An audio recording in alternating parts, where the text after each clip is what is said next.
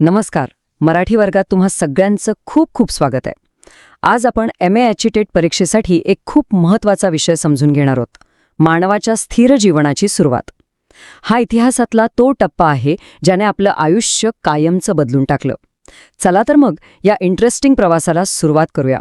हजारो वर्षांपूर्वी आपले पूर्वज म्हणजे आपले ॲन्सेस्टर्स अन्नासाठी सतत भटकंती करायचे.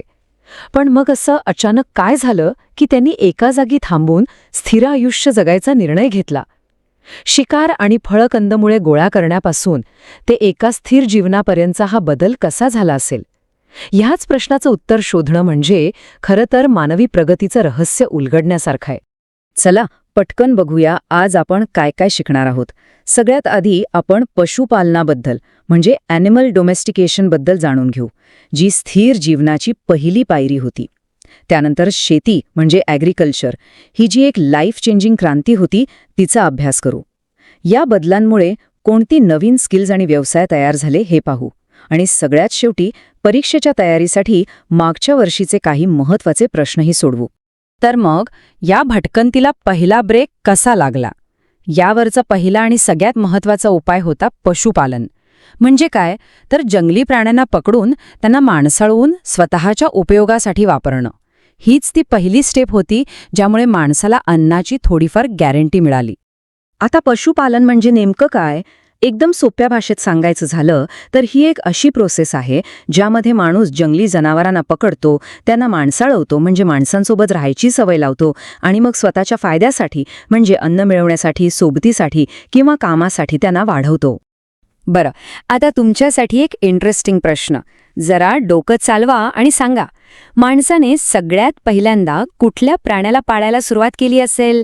काय वाटतं? तुमचं उत्तर खाली कॉमेंट बॉक्समध्ये लगेच टाईप करा.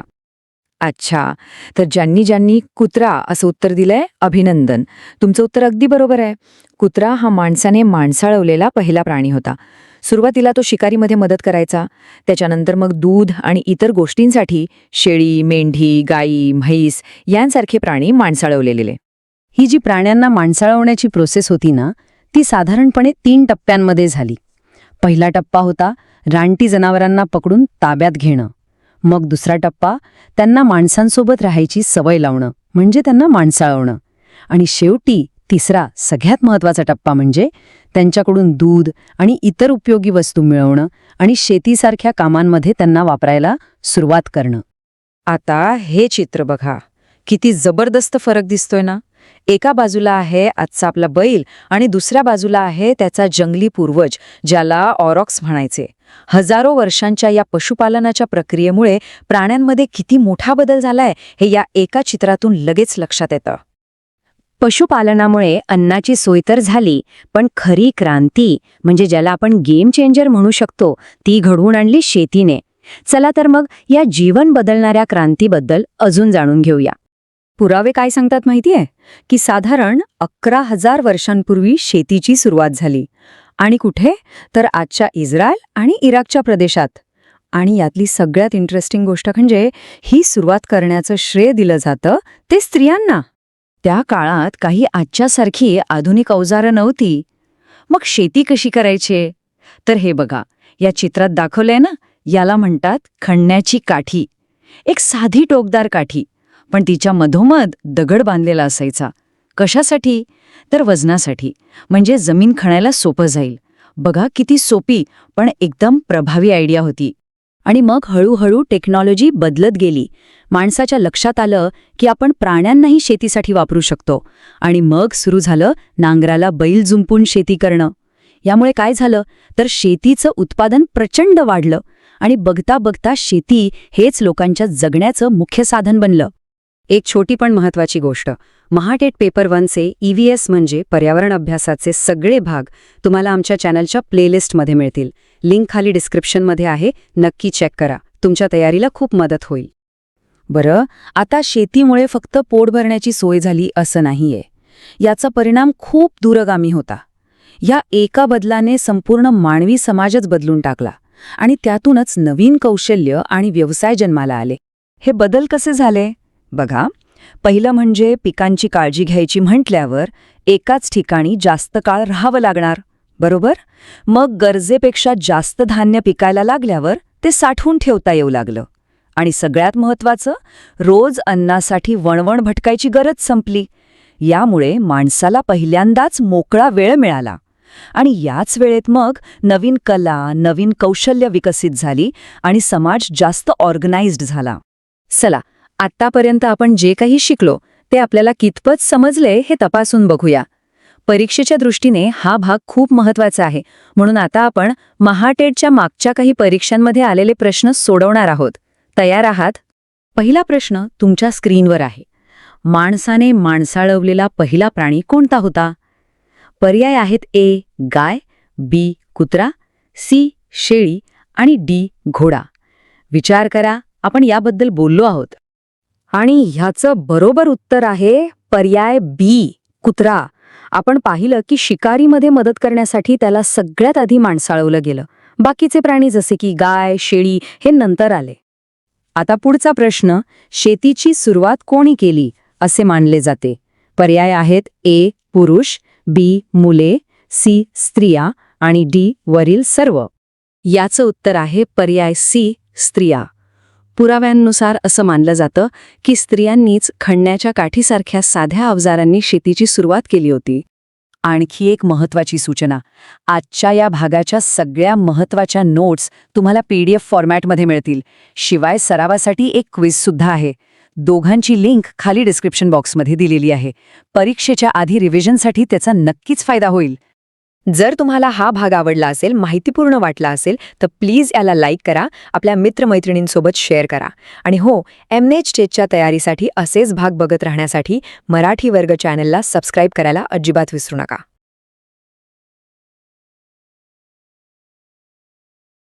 नमस्कार.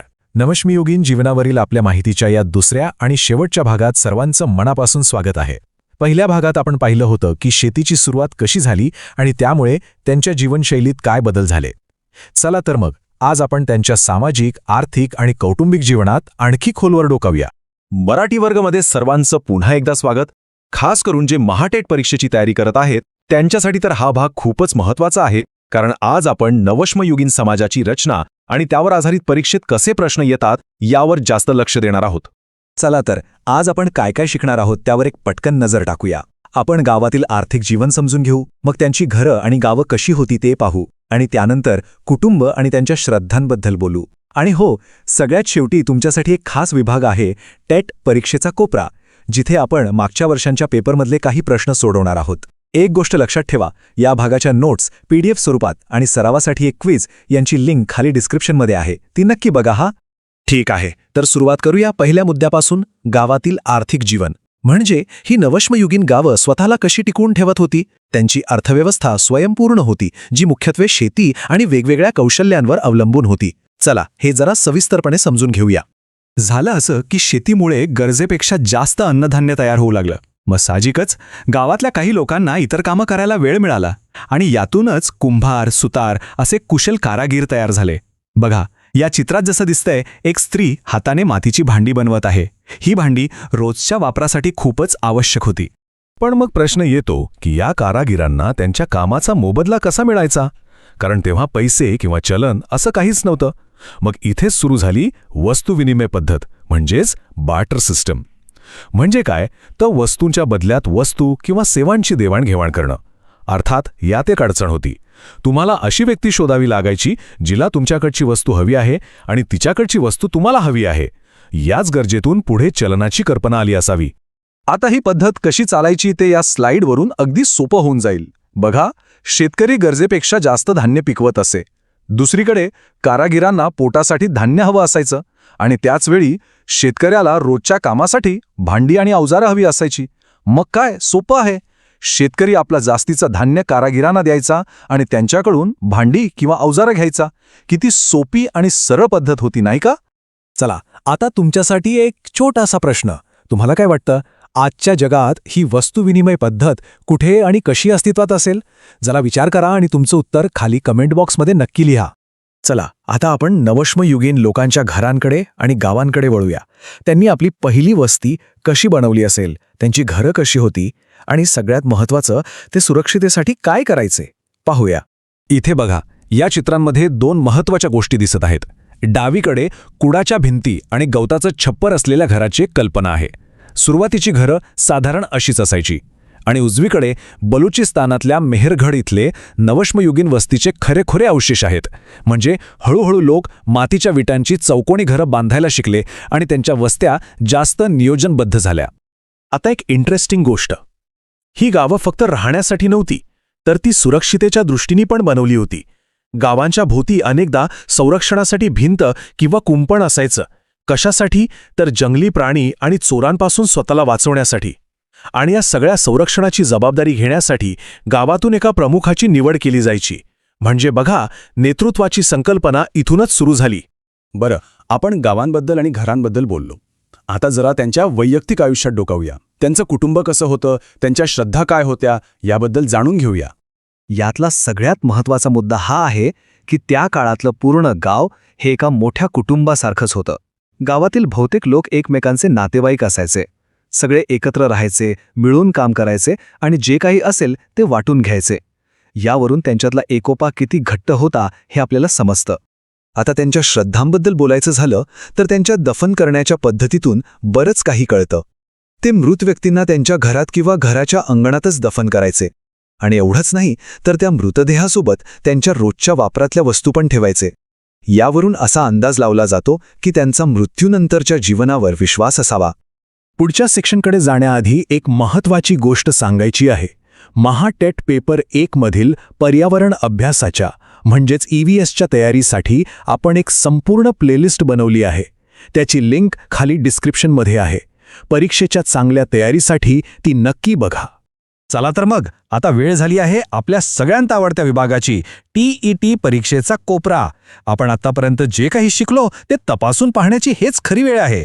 बघूया मागच्या वर्षांच्या परीक्षेत यावर कसे प्रश्न आले होते. हा आहे पहिला प्रश्न. नवश्म युगात प्राथमिक आर्थिक व्यवस्था कोणती होती? पर्याय आहेत चलन पद्धत, वस्तुविनिमय पद्धत, पतपद्धत आणि सरंजामशाही. थोडा विचार करा, आपण यावर आत्ताच बोललो आहोत. बरोबर, याचं उत्तर आहे बी, वस्तुविनिमय पद्धत.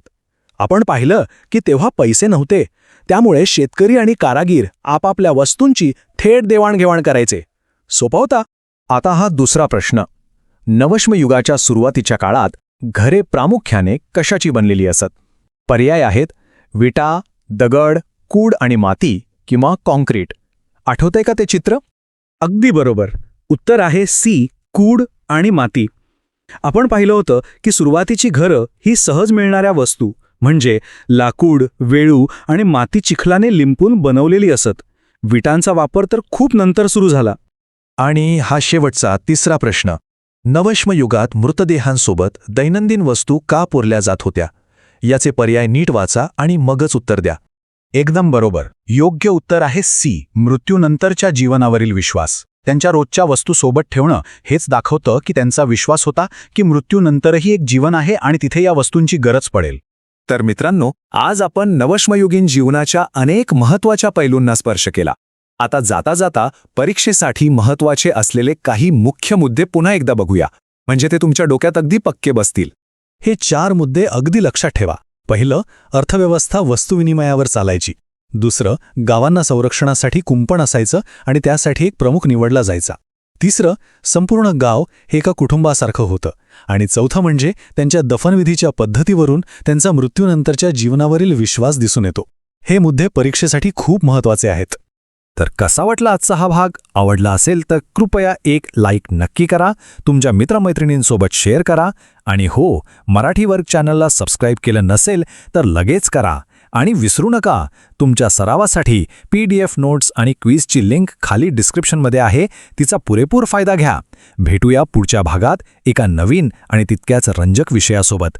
तोपर्यंत अभ्यास करत रहा.